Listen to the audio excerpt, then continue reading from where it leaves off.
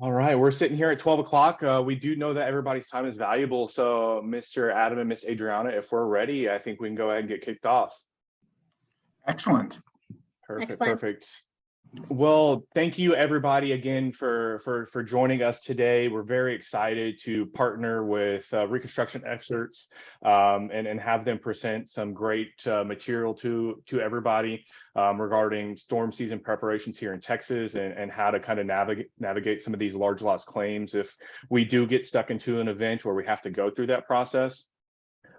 We know that everyone's time is very valuable. You are all very busy board members and likely sitting here on your lunch break. So we will do our best to kind of go through the material and make sure we have time for Q&A at the end and have this kind of done by 1 p.m.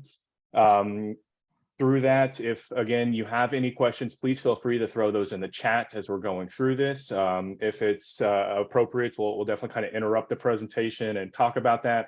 But most of the questions we want to kind of save towards the end because some of those might be answered as we get through some of this material. As we get started, I do have a disclaimer. So I am actually not Mitch Krause. He is our Chief Operating Officer here at Goodwin & Company. I'm just commandeering his Zoom account today to host this webinar. My name is actually Cameron Travis. I'm a Business Development Manager for Goodwin & Company out of our Houston operations and am delighted and excited to be here with you all today. I'll throw my contact information in the chat as well if anybody wants to reach out or have any follow-up questions after this session today, and we'll make sure we pass along Adam's and Adriana's information. Adam, Adriana, before we kind of go through a couple of things, y'all want to take a moment to introduce yourselves here? Absolutely. Thanks. Guys, thank you very much. As Cameron said, we really appreciate you guys being here today and taking the time to visit with us and join this class. My name is Adam Maldonado. I'm the Regional Vice President for Reconstruction Experts here in Texas. My job is to work with board members like yourselves throughout the state and support you and your communities through whether it's a disaster or an insurance or any other type of kind of capital improvement that you guys work with. Thank you, Adam. My name is Adriana Burke. Thank you again for taking the time to be here today and allowing us the opportunity to come in front of you and present this. I am based out of Houston, so I handle all of the Houston market. So I work very closely with Goodwin and several management companies here to help and the need in any capacity that you may need, whether it's large project, small project, catastrophe, so on and so forth. So we will have our information out to you guys should you guys have any questions, follow up, or anything that we may assist with in the future. Thank you. Awesome. Thank you guys so much. And again, appreciate your time, taking some time out of your days as well to help us educate and provide some great content to our fellow board members here. Before I turn pretty much everything over to you all, to those on the call, do just want to mention a couple of these resources for you all. These webinars, we definitely try to host at least one webinar every single month. Actually, earlier this week, we did a Board 101. So just trying to stay on top of best practices and trends. We do post these to our Facebook and our YouTube pages. Those links are up top on your screen that you should see. So if you have any board members that maybe aren't able to make this call, please let them know. They can go and just review these at their own time, or you can go back and look at them as well. So that's great and out there. One other quick one that I do want to mention is our blog page too. This is something that we're really focusing on. Again, it's just trying to get new trends information out there. It's posted on our website. So if you have a few minutes, go check it out. There's a lot of great content. We're posting a new article essentially every single week. Just different strategies, best practices, how to be an effective board member, things to just kind of keep in mind as you guys are devoting your time and being volunteer community stewards for your association. So again, thank you all for joining. And that's it really from my end. So Adam, Adriana, I'll really kind of turn it over to you all and take over. Thanks, Cameron. Thank you. So again, Adriana Burke, Adam Maldonado, Reconstruction Experts. Adam is going to take the floor and he's going to lead us through this presentation, give us education on how to handle these large-scale losses due to catastrophes and how to prepare for them. So again, thank you for your time. And Adam, I'm going to go ahead and hand you the floor. All right. Thank you, Adriana. So again, guys, we want to try to provide as much valuable information as we can throughout this process. So if you have any questions, you can ask him. If not, we've got time at the end for any questions that come up. And I know that there are some questions you can share in the chat or send to Cameron, and he can kind of help navigate those as well. But to start with, what we're going to really cover is going to be talking a little bit about the storm season here in Texas, how to prepare for storm season, how to prepare for what those catastrophic events look like. And then what happens when there is a catastrophic event, when there's a storm that hits your community, what are some of the things that you can do at that point? And so just to kind of start with, we're going to talk a little bit about what storm season in Texas looks like. And in Texas, we have all different types of natural storm events. We have hail, we have tornadoes, we have hurricanes, you name it, we've got risks of these types of events. So just a couple of kind of stats to think about here. And each year, hail impacts over 1.5 million properties in Texas. The biggest hailstone that's been recorded in Texas was almost 6.5 inches.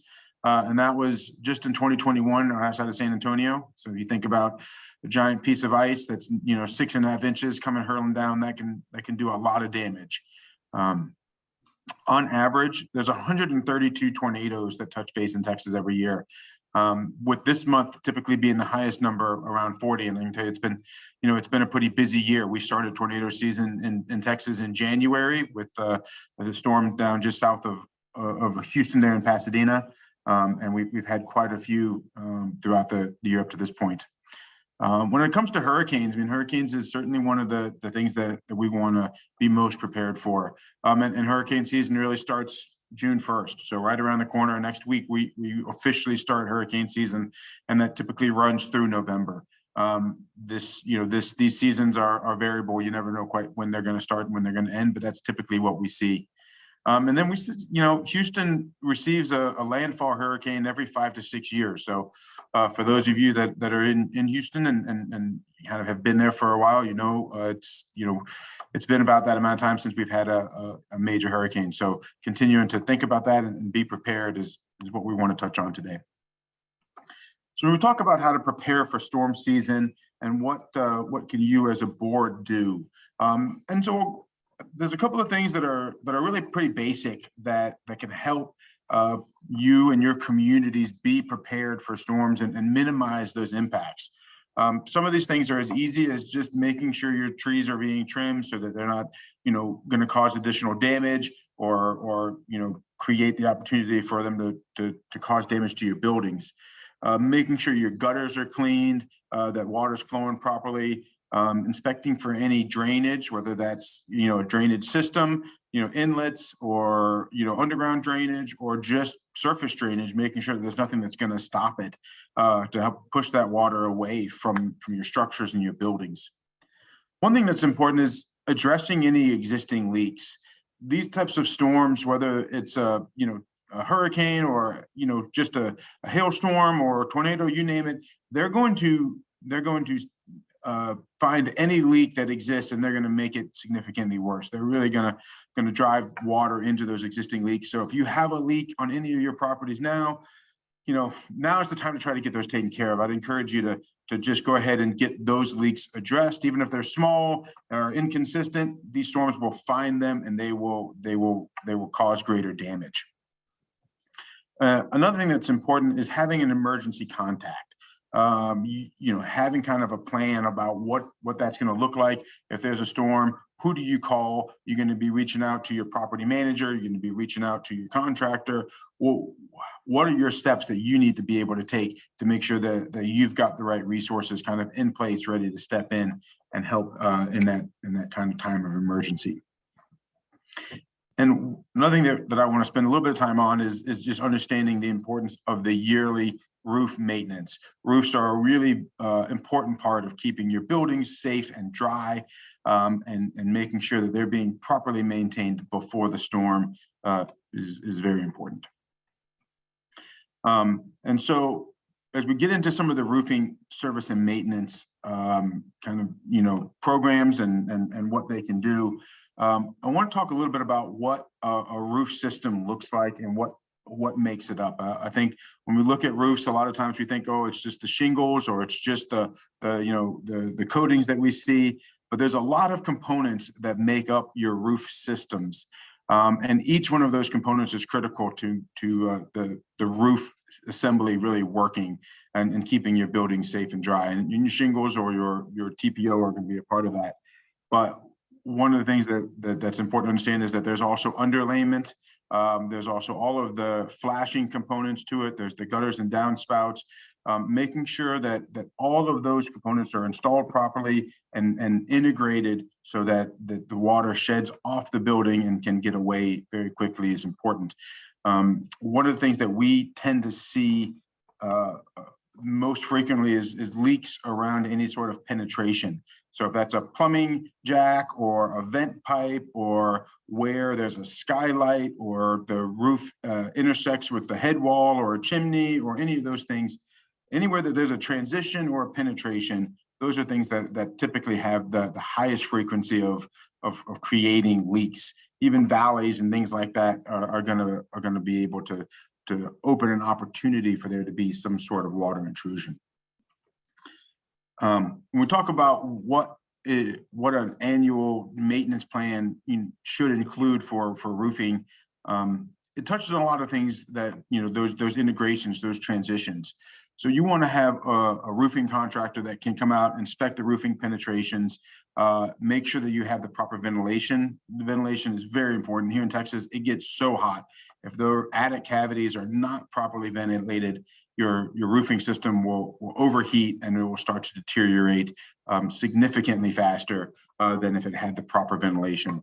And I think your roofing contractor should be able to identify that and give you some direction there if it's inadequate. Making sure that your shingles all look good, there's no loose shingles or anything like that's subject to blowing off in a storm. And then looking at your valleys and your flashings and your gutters and downspouts. Just really basic stuff, but needs to be done really on an annual basis. Couple of things to think about with regards to those roof inspections. It's not unusual for us to see a roof that has been leaking for months before it gets reported. I think a lot of people think, oh, if the roof leaks, that water comes in and it's immediately visible. And that's just not the case. Sometimes we've seen significant deterioration and doesn't start to really get noticed until it's been going for quite some time. So really be diligent. If you think there's any kind of a problem, try to jump on it. And then also, making sure that you have those annual inspections so that you stay in front of it before it even really starts to manifest itself on the interior. The average owner spends about $127,500 on a roof over its lifetime. And that is a significant amount of money to be, investing in that roof. And so really trying to minimize that to try to maximize the value from your roof from day one all the way throughout is what these maintenance programs should be able to provide you. The maintenance programs are usually about 1 to 3% per year of the replacement cost of the roof. So try to make those as economical as possible so that we can continue to maximize the life of the roof.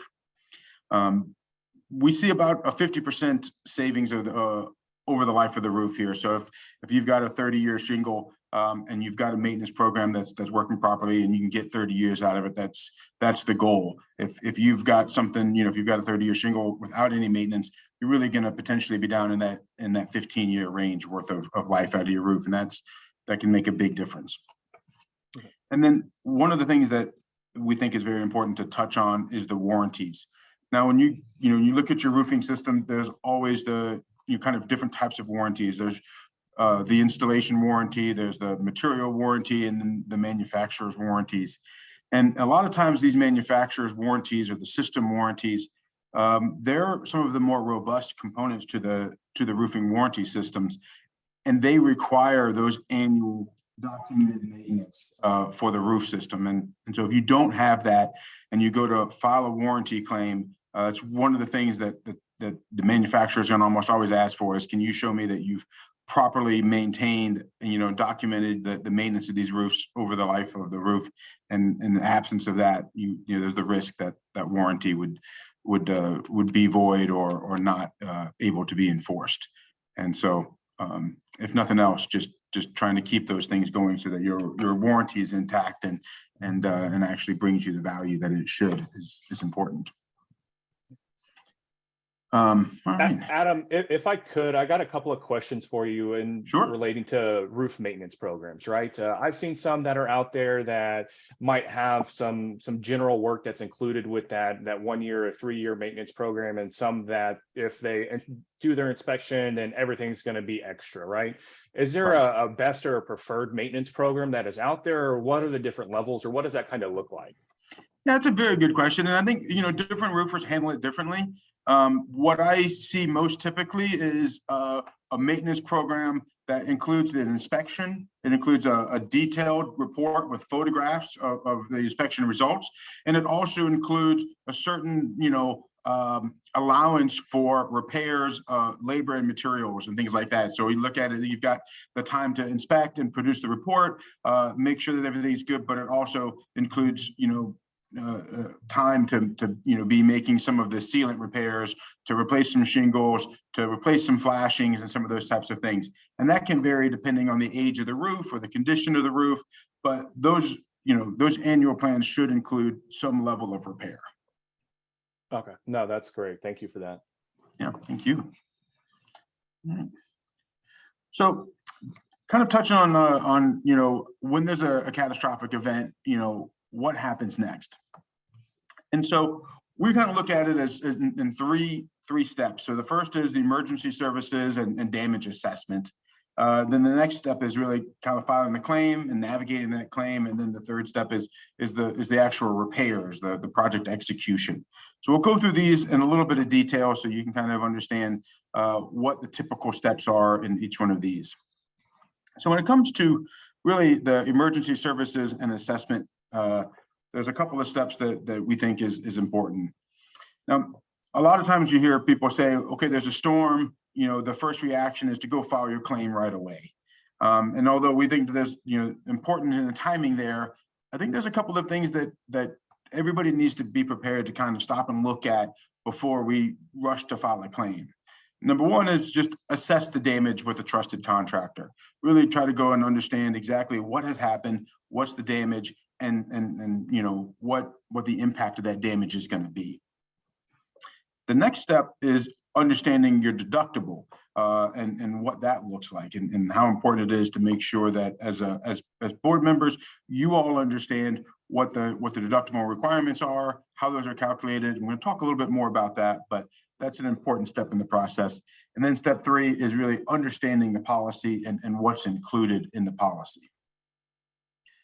So as we look at assessing the damage, when you've got a qualified contractor that you want to have come out and take a look at it, a couple of the things that we would recommend that you make sure your contractors are going to provide you are going to be a detailed observation report with those photos, really photographs and details about where the damage is and how they've identified it, what those means and methods are to get to that point. If there's any sort of emergency mitigation recommendations, those should be in the report and they should be discussed immediately. And that could be temporary tarps on roofs, boarding up windows, shoring for structural concerns, you name it, like anything that's that emergency mitigation, just cleaning up debris can be emergency mitigation. So those things need to be outlined and clearly defined and communicated. And then if there's any temporary repairs that need to be made, those things need to be identified quickly and communicated effectively as well. A couple of the things that we typically see contractors that are going to want to look at when they're assessing the damage, right? We always want to look at the roofs. That's and something that we see a lot of the damage come to with these types of storms.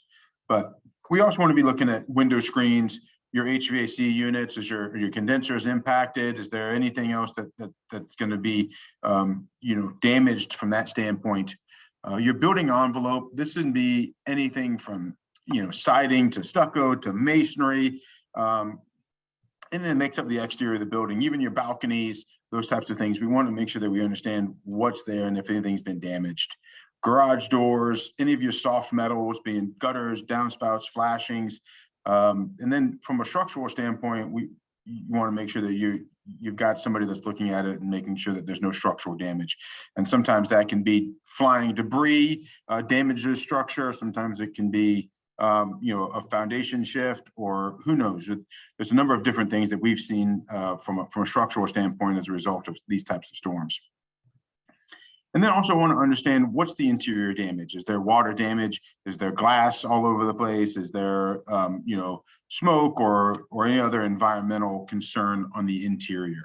And so making sure that your contractors are really digging in and going through and looking at the entire property and all of the impacted or potentially impacted components and pieces of the property. When we talk about understanding the deductible, first thing is, the deductible is the amount that the policyholder has agreed to pay for any covered loss under the policy. And there are two primary ways that we see these deductibles being calculated here in Texas. The first is as a percentage. And so this would be a percentage of the coverage limits or a percentage of the property value.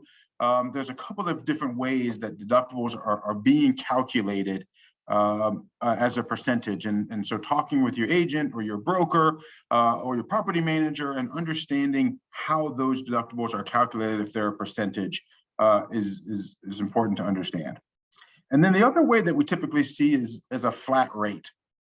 And so this is a kind of just a predetermined amount. If it's say, deductible is $10,000, that's what it is. It's not a percentage of anything. It's just an agreed upon rate that when there's an insurable event, this is the deductible amount, and it's as simple as that. I will say over the past several years, we've seen more of the percentage deductibles start to be more common than the flat rate deductibles, but they're both out there. They're available, and again, working with your insurance agents, your broker, your property managers, and understanding what you have for your community is important when you're in that situation. There's been an emergency, and you're trying to make decisions on what the next steps need to be. A couple of things that I touch on often are what I refer to as deductible misconceptions. And these are things that we've seen and talked to clients in the industry that about. But if a contractor is offering to pay the HOA's deductible, that's not allowed. It's very clear in the law and in the policy that the insured is responsible for paying their deductible. The contractor offering to trade advertising cost for the cost of the deductible, again, that's not something that's allowed in Texas. Coupons and vouchers are the same thing. We also have seen contractors offering to split their profit with a HOA, or just outright provide kickbacks, based on the deductible value. And so, again, these are things that if they're red flags to be aware of. If you're working with a contractor and these things are being offered, proceed with caution. I would recommend you talk to your attorney potentially, or your agent, and understand exactly what's being offered, and if that's something that you would want to proceed with. So a couple of things that I want to touch on just from an understanding the policy standpoint. And so as we look at this, there's a number of different components, and insurance policies are very complex. And I certainly can't explain all of them, but I'm going to try to touch on some of the key components that as board members and community members you want to be able to understand. The first thing is what's referred to as a declarations page, or for short they just call it the DEX, or the DEX page. And this is usually kind of on the front end of the policy. It's a summary, if you will, and it contains some of the key information as far as what's covered, what are some of the limits, what's the period, what are the locations, and it kind of is just a summary of basically what's covered. It's an important starting point to understand the policy, and then you can kind of dig deeper from there if you need to. A term that gets used a lot is insurable interest. And so when you read insurable interest or hear that term, it's really the policyholder, which is the HOA, right? This is the community. This is the insured. So the insurable interest is the policyholder. Now I want to talk a little bit about the difference between a replacement cost value and actual cost value. And these terms you hear RCV or ACV, and there are different types of coverages offered. So the first one is a replacement cost value, or an RCV. And this is the amount of money it takes to restore the property to a pre-loss condition with new materials. So if you have a storm and your roof is damaged and needs to be replaced, then an RCV policy will cover the cost to fully replace that roof, which is what you often expect. On an actual cost or an ACV policy, this covers the amount of money after the application of depreciation. So the value of the damage prior to the loss in its aged state. And so that means that if you've got a roof that is damaged and needs to be replaced, but it has reached 50% of its life expectancy, then your coverage will provide for 50% of the cost of the replacement. And so that can be very important to understand, that an ACV is going to apply depreciation to that coverage. And to kind of just touch on depreciation, the depreciation is often defined as the difference between the RCV or the ACV, but it's really based on the age, condition, life expectancy of whatever is the insured product that's being repaired or replaced. And so just knowing the difference between those two things, and as you're talking with your agents or your brokers or looking at your policies and you see those terms, just kind of hone in, ask questions, and really try to make sure you understand what's in that policy, so you know what coverage to anticipate. We're going to talk a little bit about HO6 policies. I've got another slide on that actually, but in general, HO6 policies are a rider that the homeowners carry to help provide some assistance with loss assessments. And then the last kind of policy component that I want to touch on is the policy period. And so this is the time period that policy is in effect. In today's world, where HOAs and boards such as yourselves have to be constantly looking for the best value, you're often making changes from one carrier to the next, depending on where that value is for your community. And so understanding your policy period is very important, that if you make a change, that policy is starts at one date, ends at the next, and anything that happens during that time period is covered by that policy, even if it's not claimed until after the fact. That's still covered. That policy is still in effect and responsible for any support during that policy period, even if you change insurance companies or those types of things. So just knowing exactly where that is and that there's no lapse or gaps in that policy period is critical to understand as well. Any questions on any of the policy components? No, I don't think so, Adam, but just to kind of cover and recap, right? RCV versus ACV, replacement cost value is definitely would be preferred. Absolutely, we understand that might come at a higher premium for everybody, but in the world and the economy that we're in today, with inflation and rising costs and skyrocketing material and labor costs ever increasing, we don't want to be in a situation where you're covering your amenities and your buildings, and we then are in a situation where we're having to look at doing a special assessment, or we're in a place where we might not have those funds. So all that we say is, hey, let's be mindful when we're looking at these policies and understanding those coverages, and get with your broker, your agent, or get with us, your manager, or anybody else within Goodwin. We'll definitely review these with you guys as you're going through this. We want to make sure that we make the most informed decision to make sure that you guys are most covered that we can afford for the association. A couple of things to look at just from understanding what what some things are that may or may not be included in your policy coverage, right? That are often impacted by these types of major storm events. So mold is often something that gets excluded. Asbestos is often something that gets excluded. And those things, depending on, what needs to be done, could be very important.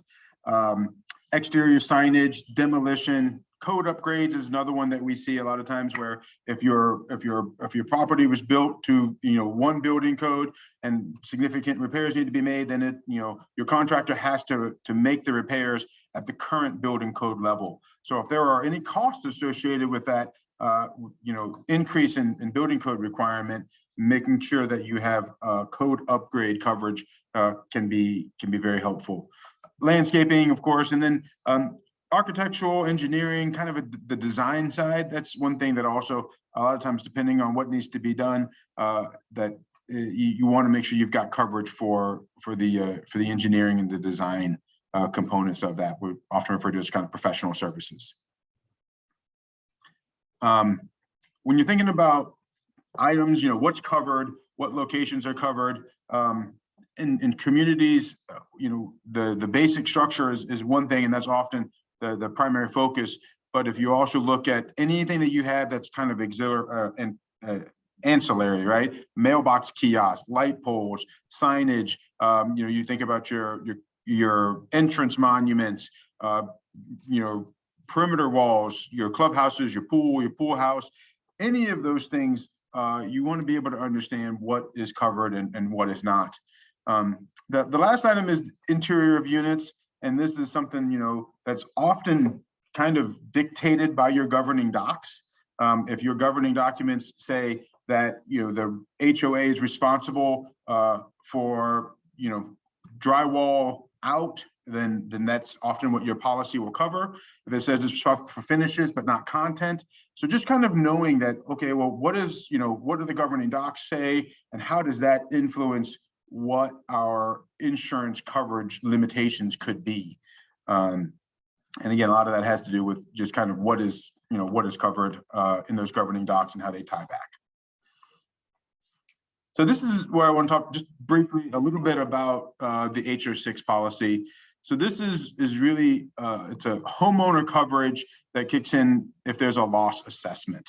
And so this is if there's, oftentimes we see it where there's a large deductible and each homeowner is responsible for their percentage of the deductible, that this coverage kicks in and provides for that homeowner's portion of the community deductible. One thing that's very important is that if this is something that your community has to go through or elects to go through, you have to label it as a loss assessment and not a special assessment. HO6 policies will cover a loss assessment, but they will often not cover a special assessment. And so just understanding the difference between those two things, and that when you're in and responding to an insurable emergency event, that those are considered loss assessments, not special assessments.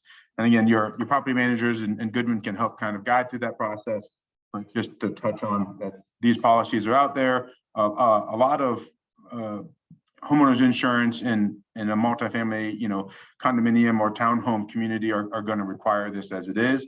And so just knowing that it's out there and as a tool that may help the process is important. All right. So once we kind of move past the emergency response and the assessment, we get into the kind of navigating your claim.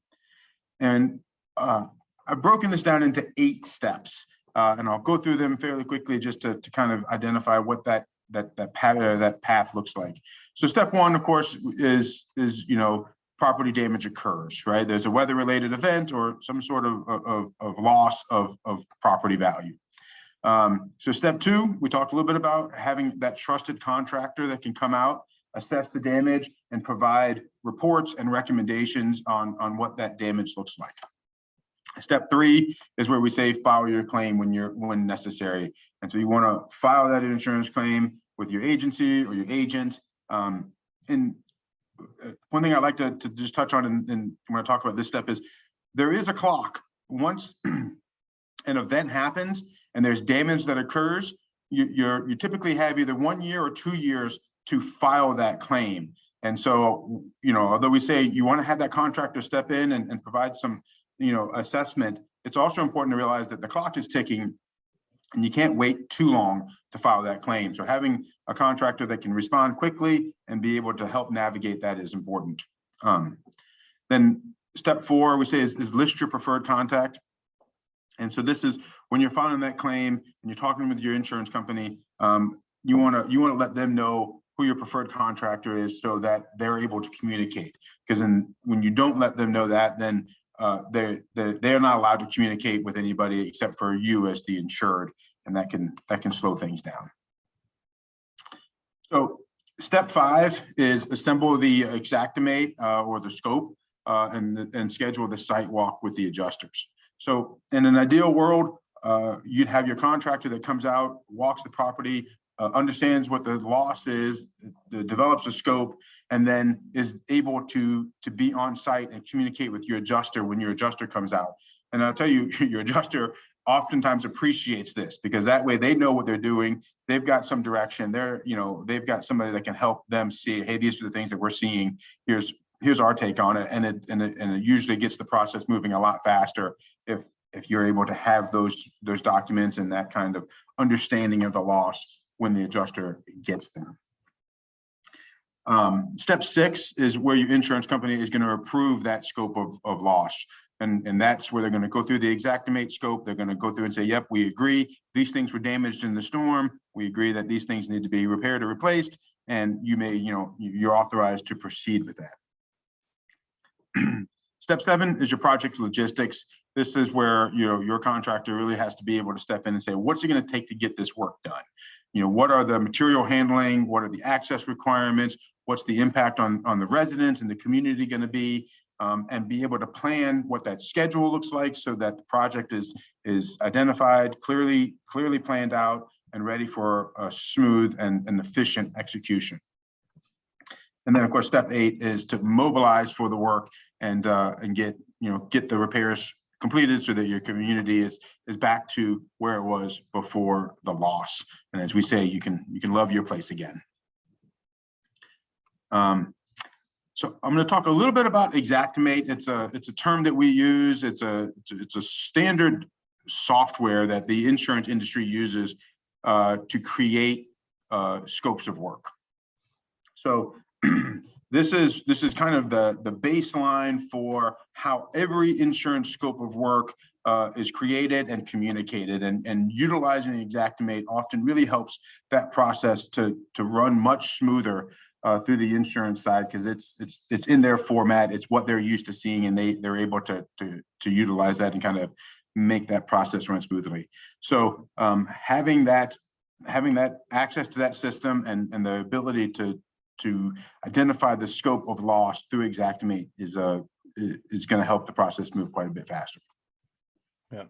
And when we talk about assembling what that Xactimate scope is, you want to consider the impact of the entire community, right? This is everything. How is this going to, how did this storm event impact the community as a whole? Understand, what your local municipality, your building department, who's going to have additional requirements that need to be taken into consideration for the repairs or for the project itself. Ensuring that the value and the quantities of every scope of work are included and accurate.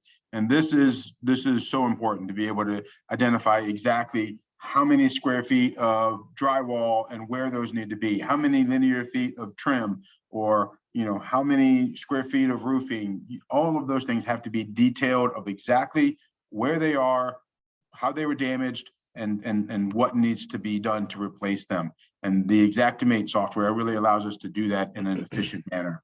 And then touching on the means and methods of how the repairs are going to be done. It's not just the scope of the loss of what needs to be done, it's how is that going to be done, and what are the additional items that need to be done or utilized to get there. If that's scaffolding, if it's forklifts, if it's, everything from dumpsters and portalettes to supervision on the job. all of those things have to be contemplated and brought forward and included in that Xactimate scope in order for that to really move efficiently and thoroughly through the process. And so, Adam, before we jump there, a couple of things real quick. As far as Xactimate's concerned, can you touch on the negotiation aspect as you're working with the adjuster? Are we negotiating actual pricing, or are we just negotiating the scope of work? Yeah, that's a very good question, Cameron. So as contractors, we're not allowed to negotiate with the insurance company on anything price related. All we're trying to do is say, this was damaged, here's where it was damaged, and this is what the scope would be to to replace it. So there's no negotiation on the cost side of it.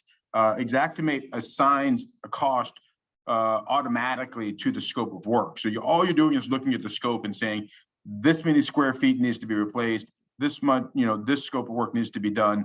There, as far as the cost of the work, Xactimate assigns all of that, and there's really no negotiation on it. It's just about saying, making sure that the complete scope of work is included on a, from a means and methods and a nuts and bolts standpoint.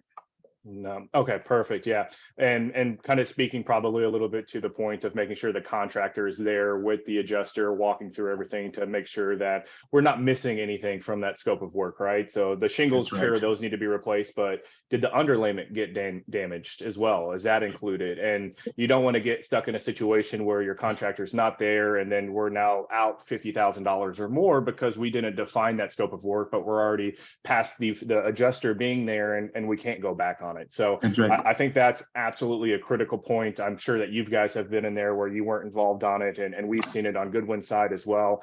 Probably just the biggest point I just want to throw out there, make sure that we coordinate with your contractor and to make sure they're there to go through that process, because it's probably the most critical through this phase. It is, and I mean, we've seen everything from on a simple window replacement where they paid for a window, but not any of the integrations of the flashings. You've got to be able to get in there and integrate those flashings so that window is installed properly and in a watertight fashion. And if that scope isn't included, then it's hard to go back and get that later. We've seen, where on the roofing side where the roof to wall flashing integrations are not included, and those are really critical steps. And so to be able to be with the adjuster and say, hey, look, these things are damaged, they need to be replaced as well, and have those conversations in the front end allow for that process to typically run a lot smoother. Yeah, great. So the last step is the project execution, right? The actual repairs.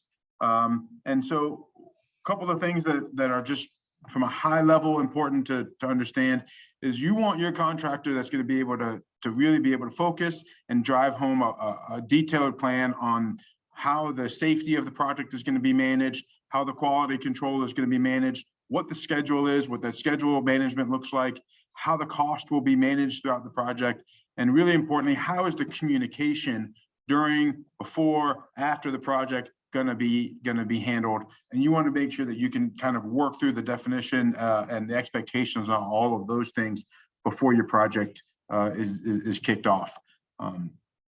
And so those are things that I think any contractor should be really focused on in the execution of this types of work. So that kind of wraps up my PowerPoint slides. But like I said, I'm certainly here for any questions. Be able to answer any questions that you have or provide you with any other information.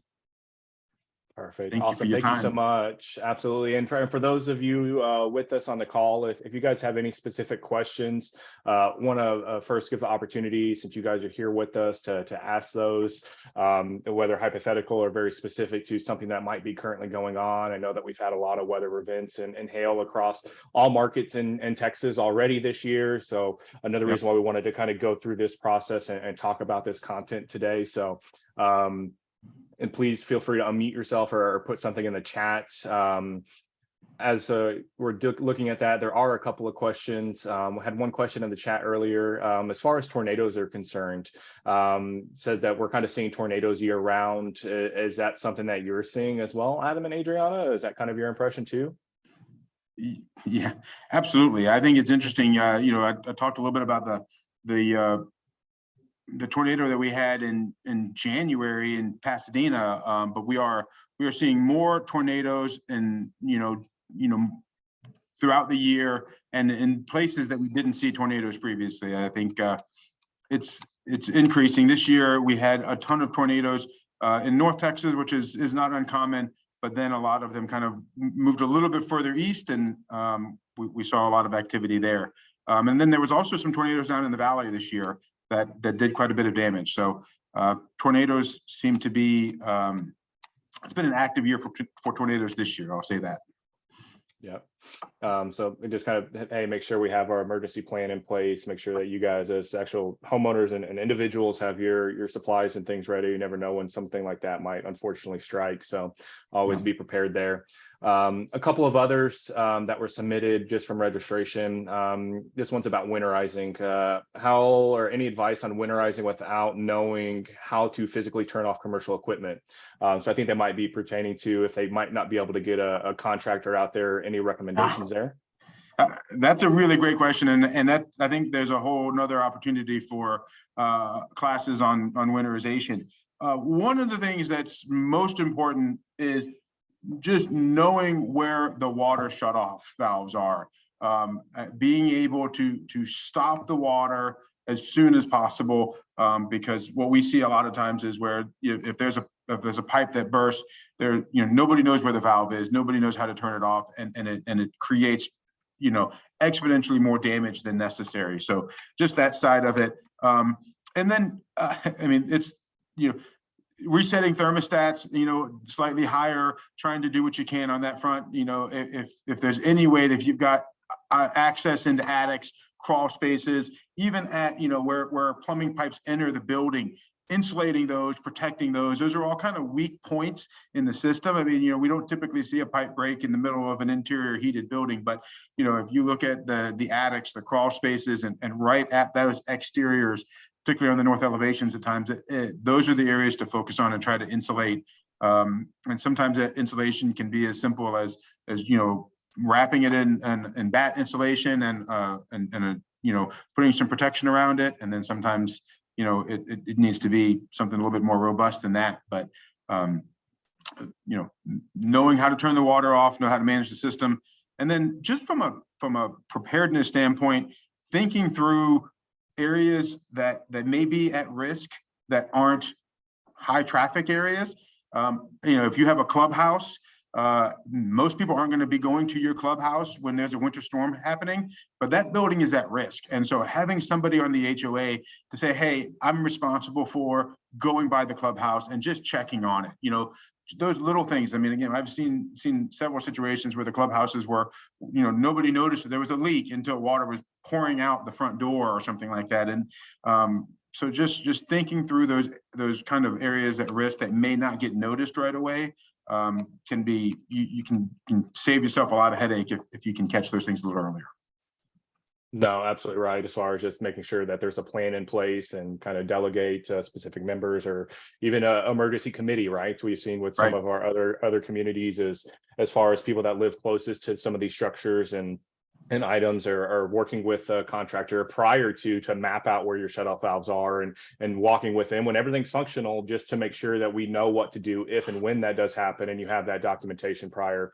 I think are all great steps. And Adam, to your point, we'll follow up on that one as far as maybe getting something just on winterization. I think there's a lot there that we can probably cover. What losses can be covered from a storm damage? Are there any federal or state emergency declarations as far as any relief? I know it's a little bit general, but I don't know if you have any thoughts or comments on that one. No, I think, generally that it's going to vary, but, the best thing is just understand what's in your policy now and understand where your coverages are, what those limits are. And if there is something that's, broader that happens, then any relief is really going to come through that kind of pipeline and funnel through your insurance typically. So, you're going to want to, that's going to be your go-to, your kind of your home base for understanding where your coverages are. If there's anything that happens outside of that, from a national declaration standpoint, I don't, I think that those things are still going to kind of funnel through your policy. Perfect. I know we kind of touched on this, but recommendations for homeowners on loss assessment and loss of use coverage. Any other recommendations? I know we kind of touched on the HO6 policy. Yeah, no, I think, you know, the primary recommendation there is just, you know, ask those questions of your insurance experts, your agents and your brokers. They're great resources. I mean, and specifically in the HOA industry, there are some really great, you know, agents and brokers that support you guys in your communities, and taking some time to get to know them and answer some of those questions are going to be important. They can really help make sure that you've got the right level of coverage and preparedness there. Perfect. This one I can kind of answer a little bit. It says, how do we know if we have proper insurance coverage? What I would say on that is definitely working with your broker to establish your proper coverages. But if we're going and we don't have a reserve study, and for those of you that might not know what a reserve study is, it's a third-party firm that's going to come out and they're going to walk the property and they're going to take pictures of all of the physical assets of your community that the HOA is responsible for, and they're going to do a 30-year cash projection on that of the current state, current replacement costs, as well as what maintenance needs would be needed 3, 5, 7, 10, 30 years from now, and forecast all of that out. So it really helps put a comfortable dollar amount that we know what we need to insure from a property coverage limit, to make sure that you guys are being insured properly. If there's anything further, I'd love to have further in-depth conversation with you offline. So please feel free to email me, and I'll throw my email in the chat on that one. Other one, as far as kind of how to improve communication with homeowners for upcoming hurricane season, probably for some communities down here in Houston. It's really working with us in Goodwin, right? And talking with your property manager. We can get some proactive communication and email blast out through Town Square. Notify all of your homeowners, just a friendly reminder, hey, this is coming around. Here's tips and maybe supplies to have on hand, and things to look out for. Outside of that, Adam, any other recommendations for what they can prepare for on their own? No, I think that's really important. I think one thing that we've been able to help with in some of these emergencies is simply, you know, having some postings, some general information postings that we can get up, whether it's at a mailbox kiosk or it's a gathering, clubhouses, you know, or even post them to individual units, but just something to put out there to say, guys, this is, you know, we understand, you know, that we've been impacted by this event. You know, the HOA is working on this. These are some of the next steps. It's just something kind of to get some communication out, so that the people know that you know, there's a response taking place if they don't see it for some reason. Perfect. No, I think that's great. Thanks for those points.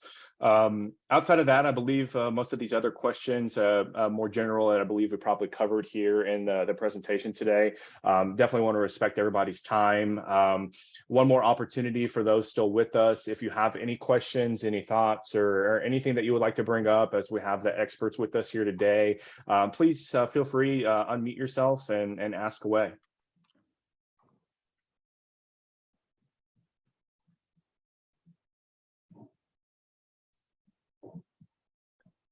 All right, I will take that as speak now, forever hold your peace, if you will. But again, everybody, thank you so much. I know you're all very busy individuals. I really appreciate you coming on here, taking the time to learn some best practices and to be proactive. And hopefully we don't have to go down this path, but if we do, hopefully we have a little bit more information on the proper steps of things we can take to prevent further loss. And if we have lost, how to make sure we go through a seamless process. So thank you for that. And Adam, Adriana, again, thank you guys so much. You're wonderful experts in the field and do a lot with Goodwin. Really appreciate your efforts and for taking time out of your day too. Yeah, thank you all. We appreciate it. And if anybody does have any questions in the future, don't hesitate to reach out to us or to Cameron or anybody, and we're resources for you, or let us know what we can do to help you. Awesome. Thank you. Thank you. Thank you. Thank you. I'll go ahead and end the recording now and hope everybody has a great rest of your day. All right. Thanks, everyone. Thanks.